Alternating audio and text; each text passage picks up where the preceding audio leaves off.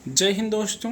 90 शब्द प्रति minute dictation start. देश में हुए ताज़ा उपचुनावों के नतीजे राजनीतिक रूप से बहुत सांकेतिक और महत्वपूर्ण हैं।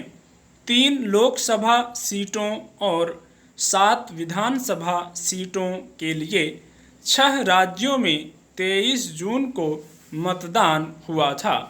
कुल 10 में से 5 सीटों पर भाजपा की जीत उसके प्रति मतदाताओं के कायम विश्वास को जाहिर करती है। हाल के समय में अग्निपथ योजना और उसके पहले नमाज पत्थरबाजी बुलडोजर के चलते बड़ा विरोध दिख रहा था, लेकिन कम से कम उत्तर प्रदेश में आलोचकों या आलोचना की हवा निकलती हुई दिखी है। आजमगढ़ और रामपुर लोकसभा सीटों पर भाजपा ने समाजवादी पार्टी को किनारे लगा दिया है। इन दोनों ही सीटों पर भाजपा का इतिहास अच्छा नहीं रहा है। ऐसे में इन दोनों सीटों पर मिली जीत पार्टी को और मजबूत करेगी। भाजपा यह दावा कर सकती है कि इन दोनों सीटों पर मिली जीत प्रधानमंत्री नरेंद्र मोदी और मुख्यमंत्री योगी आदित्यनाथ की राजनीतिक सफलता का फल है। विपक्षी दलों को आगामी चुनावों में अब बेहतर तैयारी के साथ मुकाबला करना पड़ेगा और साथ ही अपने प्रति जन विश्वास को भी बनाए रखना होगा। भाजपा के लिए त्रिपुरा से भी अच्छी खबर आई है। वहां 3 विधानसभा सीटों पर भाजपा ने बाजी मार ली है, पर कांग्रेस के लिए यह राहत की बात है कि उसने यहां एक सीट अगरतला भाजपा से छीन ली है। झारखंड में भी कांग्रेस को एक सीट हासिल हुई है। इससे पार्टी में जरूरी उत्साह आएगा।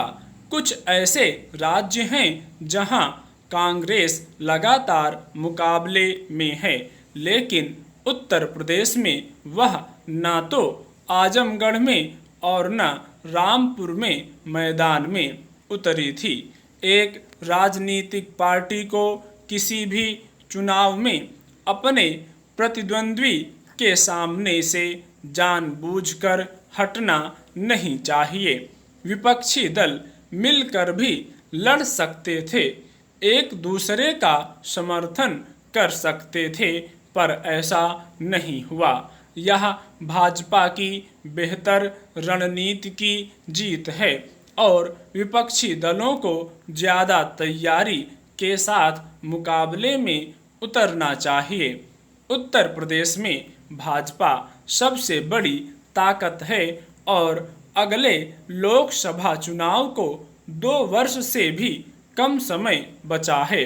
कुछ शिकायतों के बावजूद भाजपा को सहज बढ़त हासिल होती दिख रही है। एक बात और गौर करने की है कि भाजपा के 3 सांसद भोजपुरी के सुपरस्टार भी हैं। इन भोजपुरी स्टार को बिहार के बाहर भी पसंद किया जा रहा है। इस विषय में भी विपक्षी दलों को सोचना होगा और जीतने के लिए ज़्यादा जोखिम उठाना पड़ेगा। अगर चुनाव में किसी तरह की गड़बड़ी हो रही है तो केवल आरोप लगा देने से काम नहीं चलेगा, उसे जनता के सामने साबित कर दिखाना होगा।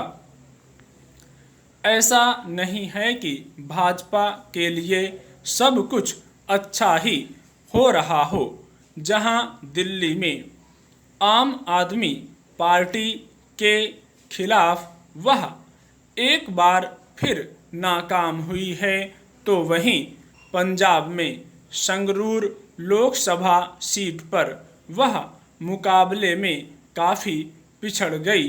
पंजाब में आम आदमी पार्टी के लिए भी संकेत अच्छे नहीं हैं। स्टॉप।